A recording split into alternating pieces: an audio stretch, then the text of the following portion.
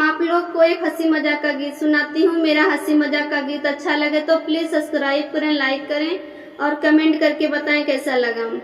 सबसे भोला भाला हमार पिया, सबसे भोला भाला हमार पिया,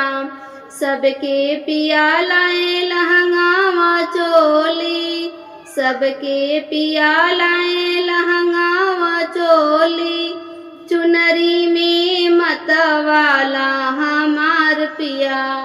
चुनरी में मतवाला हमार पिया, सबसे भोला भाला हमार पिया, सबसे भोला भाला हमार पिया,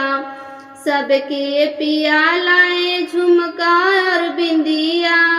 सबके पिया लाए झुमका व बिंदिया, झुलनी में मतवाला हमार पिया, झुलनी में मतवाला हमार पिया, सबसे भोला भाला हमार पिया, सबसे भोला भाला हमार पिया, सबके पिया लाए बर्फी व पेड़ा, सबके पिया लाए बर्फी व पेड़ा, भंगिया में मतवाला हमार पिया, भंगिया में मतवाला हमार पिया, सबसे भोला भाला हमार पिया,